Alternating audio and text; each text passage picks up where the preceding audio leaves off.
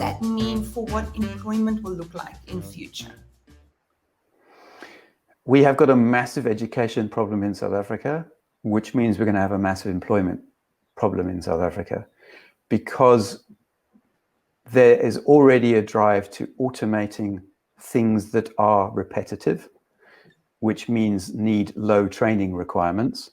We have millions of people who have had low training, and they need repetitive tasks as jobs because they're not qualified and trained and experienced enough to move up to the more so not skills-based operations, where humans are unique and cannot be replaced. So I think work is going to be moving into that space continuously, where only a human can do it. Anything that can be automated is already becoming more and more automated, to the point where we now have automated tools that can write articles for newspapers. A lot of the sports articles in newspapers are written by artificial intelligence robots. So that's already happening, which means we need to have education multiple times in someone's career, not just at the beginning. So doing a university course when you're 18, 19, 20, 21 is great, but you need to be doing another one when you're 30 and another one when you're 40 and another one when you're 50. Otherwise, you're not going to be able to keep up, because things are changing so quickly and moving into this automated space so quickly. So that's going to be a massive challenge for society as general, but particularly for third world countries and undeveloped countries like South Africa, where we already have education problems.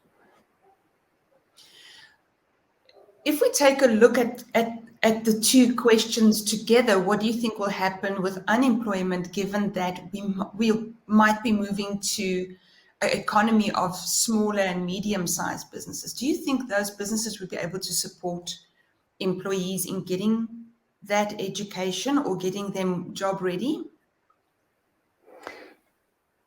There's an opportunity, but they don't have the resources to do the training part. So what's been very frustrating is, and we've talked about it in various business circles, is the focus of government on startups is the wrong place to focus, because startups don't employ many people. You get one person a job, maybe two or three, but it's going to take them years before they get to the point, in most cases, where they have 10, 15, 20 employees, if they ever get there. What we have to focus on is the medium-sized businesses and also the large ones, but particularly the medium-sized businesses who've got a proven concept. They've got capacity to train a few interns, etc., and bring people up. And I'm working with the likes of WeThinkCode, where we're training coders. It's really critical to see how they've gone from nothing, they haven't even got a matric, to within a year and a half, 2 years, they've got a skill that they can immediately apply in business. But that doesn't work without sponsorship and places for those people to go, etc. It's an ecosystem. So we've got plenty of people that we can bring in at the bottom of this thing, or pour in the top of the funnel, but we need to make sure there's the money and the incentives and just the focus on helping and supporting them to go through that process and come out the other end as productive employees. Then we can employ them. But we've just got this problem where we're forcing people to become entrepreneurs. Very few people are entrepreneurs. So that's another reason why startups don't work. Being an entrepreneur is hellishly difficult. Yeah, it's hellishly difficult. We've both been through this. This is not easy. This is late nights, weekends, not earning anything. It's damn hard work. And a lot of people just don't have the resilience and the capacity to do that. So they need to have some kind of formalized job, which means we've got to focus on helping and supporting the businesses already exist much better. And that's why I'm really passionate about trying to help and support companies to move from craft to enterprise, because then they can start thinking about building a team and actually reach their potential and employ more people, but also trying to encourage people to do more training, bring on more interns, to just get someone on this journey, because we're going to be in a hell of a state if we don't. Agreed. We might actually be there quite right now, but I know what you mean when you say about the entrepreneurial journey. I've just been hit by not just COVID, but then the unrest, then the cyber hacking. And then, of course, the power station that blew up, one of my companies just got hit by, all of our clients just got hit by all of them. And I'm like, oh, I feel so bad What for them. next? I think they're very glad that the alcohol isn't off limits anymore. It's probably all that's keeping them going. Let's talk a little bit about Demartini. So you are a facilitator. Do you want to tell people a bit more about the process? What does it mean to be, what is his method and what's the facilitation behind that? So Demartini is I think the correct spelling is polymath. He's read thousands of books on multiple subjects. I mean, he talks about the fact he's potentially a PhD in every ology. So it's psychology, physiology, all of those kind of things. He's read on all of them. And the intention was to try and work out what are the common threads. So the Demartini breakthrough method is something he uncovered whereby we all have particular traits. We all have particular things, actions that we take. And when something in someone else triggers us, like we keep seeing people who are arrogant or angry or selfish or whatever it might be, that's a self-reflection. In other words, we can only see it in someone else if we're not owning it in ourselves. So his whole process is about unpacking that and taking people on a journey of identifying who is the trigger in your life. Typically, it starts with doing a process with your family, so your father, your mother, your brother, sister, whatever it is, your parents, grandparents, because there's something that will trigger you. And then working on, where do I display that? Who's seen it? When did I do it? What happened? And then once you've identified that moment, is what was the benefit of that person being, or me being arrogant to someone else? So we not so much desensitize it, but we take the guilt and shame out of it, because we see that actually by doing that in that moment, that was beneficial to the other person. So why would I be frightened of doing that in the future? Why would I not own that in myself? And if you go through the process properly for each trait, and it could be someone you put on a pedestal, and it could be someone you put in a pit.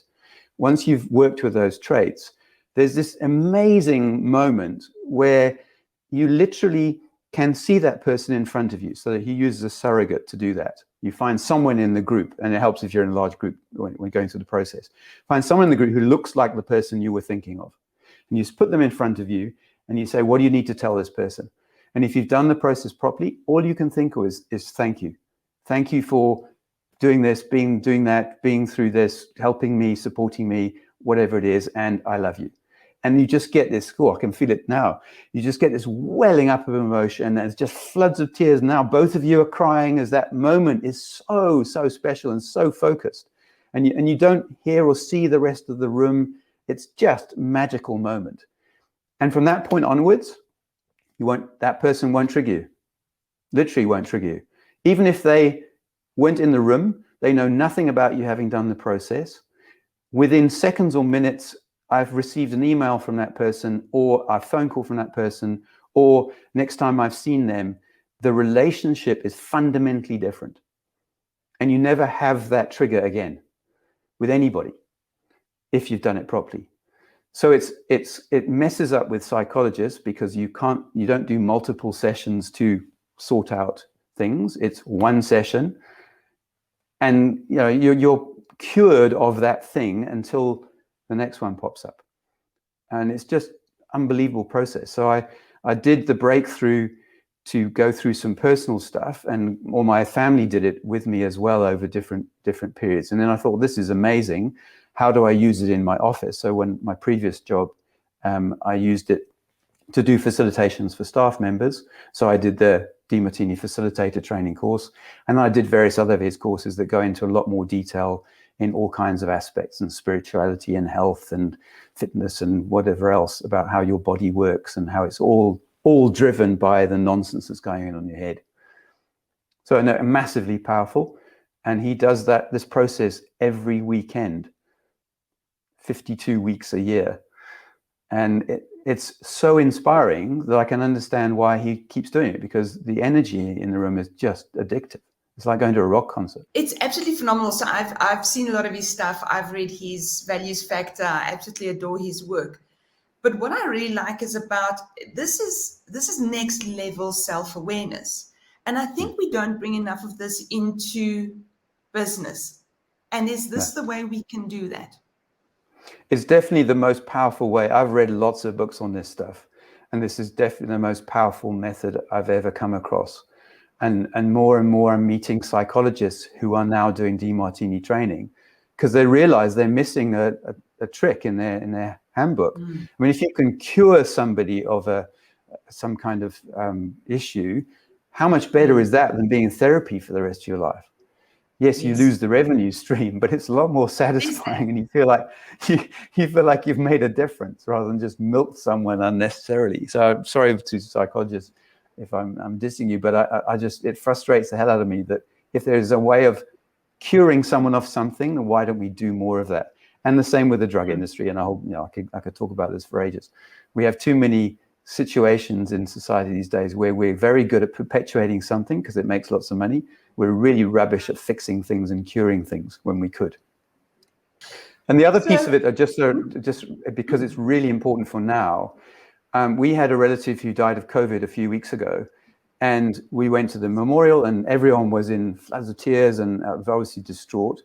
But I'd remembered that we'd done a Demartini grief process for my wife when her mother died and how transformational it was for her. So I suggested they do it, and they did it last week, and it's fundamentally changed their lives for them because suddenly they're now loving that person more than they did before. They're not missing them as much because they realize there's a live and there's a post-passing stage, and you love them in both. And there's benefits and drawbacks of both. And it's okay to, think that someone did something wrong and remember the things they did right. They're both there. That's what love is all about. It's not some kind of idolized rose glasses kind of thing. So those kind of simple processes within a few hours that transforms that family's lives by going through it. Just why would we not want to do more of that as humanity? Why wouldn't we want to let people have that opportunity? That is fantastic. Is there scope for doing this? So the interesting thing is, I love Demartini, but because he's such a polymath, he brings such a wide variety of things in. I sometimes feel like, whoa, drinking like from a faucet. Okay, I have heard him speak, so I suppose that's it. It is a bit like drinking from a fire hydrant. Sorry, not a faucet. How do we instill this in business? And has this got anything to do with the fact that we must be able to get personal with employees, which I think we don't often get? Yeah, I think, and again, it's coming back to that training thing. We typically train someone, let them get on with it, and check in once a month or once a quarter or once a year to see how they're doing. We can't do that anymore. The younger generation want more. They want more engagement. And frankly, we should all be engaging with people more anyway. So it definitely needs going deeper. I know there's a lot more we could do in the organizations I'm working with to go deeper. One of the things we learned with WeThinkCode was we had to be much more supportive with the students in order for them to get through the course, because they didn't have experience with computers. They didn't have experience with teams. They hadn't actually had good educational processes, et cetera, et cetera. So you needed to support and help them along that journey. And we need to do much more in business too, absolutely. We need to help people understand their values. We need to understand the values fit of the organization. We do a lot of work with organizational culture, and then making sure you've got the right people in the right places, and have they got the right culture or buy-in to the culture of the organization, because you're fighting an uphill battle if not. So there's so much more we can do. There really is, and have to do. And I must say, I do love that, because I think I always have my pet peeve saying that we still manage people the way they did in the Industrial Revolution. But we've moved to knowledge work and the purpose economy, and yet we're still managing people as if they're just tapping a widget into a little hole. So I do like that. I just wonder what is what is it that we can practically do to get that done? I mean, yes, the Demartini method would be one thing, but is there a more granular, a easier, maybe a mindset shift that we could do to get to that in business? I think a lot of this stuff starts at the top. Coming back to what we mentioned right at the beginning of this, we've got to make sure that the leaders have a broad understanding of this stuff, because you're not going to be able to get the person on the shop floor or the person sitting at a desk to do this on their own necessarily. It has to come from leadership. The leadership has to demonstrate that they have high EQ, that they have high self-awareness, etc. Otherwise, how are you going to encourage anyone below you in the organization to develop the same skills? So yes, we push a lot in the Applied Directorship Program, our sort of flagship director training program, to help people change their mindset. And I've spoken to a lot of people who've done the course who say they fundamentally think differently now in a board meeting. And they're asking different questions and tougher questions and digging into things more deeply. And I think also there's a recognition that most businesses are built and run with people. And we need to make sure that we understand and we develop people as people, not, as you said, the Industrial Revolution, where they were components of a machine. They're pulling levers and tapping widgets through holes and whatever. And now the machine does that bit all by itself. So we need to make sure that we're developing people as people, not as extensions of machines. Oh, I love that. There's a good soundbite. Thank you so much. So, Tim, thank you so much for your time. I really appreciate you joining us. It has been lovely to learn from you. And can I put your email address and LinkedIn details into the section notes for this podcast? Can people reach out to you if they have questions? Yes, by all means. And I'm quite happy to just have short consults. If someone really is stuck with their business and doesn't know what to do next, happy to have that general conversation.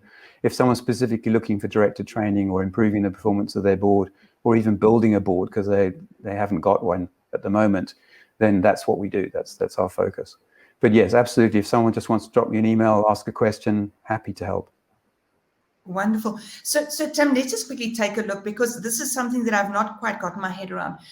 There are 3 different types of training that Sirdar offers. Am I correct? So we do training of directors and some training of executive managers, but it's more about the methodology of a board process.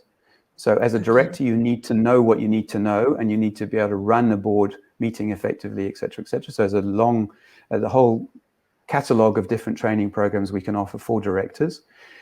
Then we find non-exec directors. So a lot of boards really struggle to find independent non-exec directors. So we end up with the same old boys club moving around our tiny ecosystem called South Africa.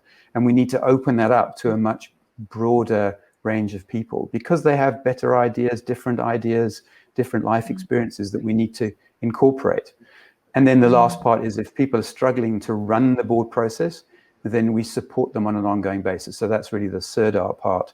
We go with them on the journey and hold their hands and kick them and pull them out of the way if there's an avalanche coming. It's a hands-on partnership kind of process, not a consulting, here's the report, go do it yourself kind of approach. So we've supported some clients for 5, 6, 7, 8 years. Because they just need someone to hold them accountable and someone to make sure they're doing what they're supposed to be doing and keeping an eye on it. Wonderful. So Sirdar has clients globally, am I correct? Yes, all over. We've actually just working with a new franchisee in New Zealand, but they will potentially be branching out into Australia. Carl Bates is now living in New Zealand, so that's helping drive the growth there. We've got clients in the UK. We've got a big contingent of facilitators running Contribution Compass in the UK. That's growing like crazy. We've got offices in East Africa, so in Kenya is the center point for that, in Nairobi. And then West Africa, we've got a center in Accra in Ghana.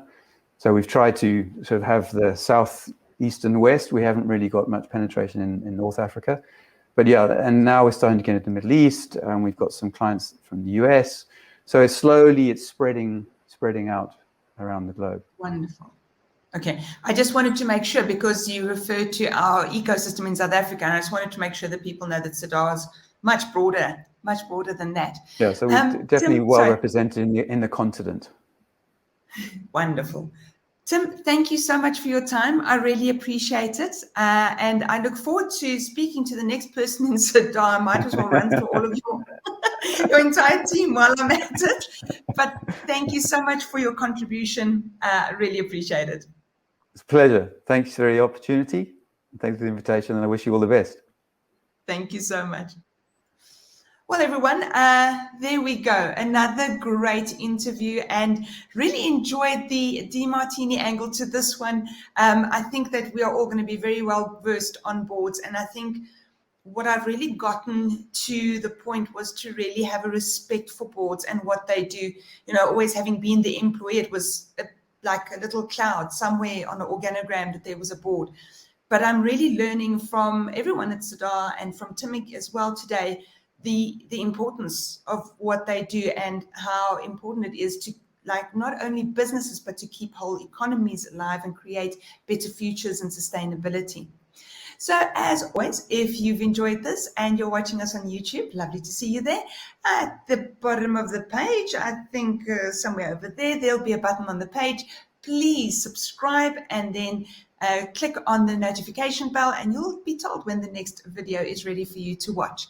If you're joining us from LinkedIn and Facebook, it's lovely to see you there. And please like, share, and comment, because we always like to hear what you have to say and who you like to hear from on the Performance Cafe. But until then, I will see you next week, Tuesday, for our solo. Have a great one.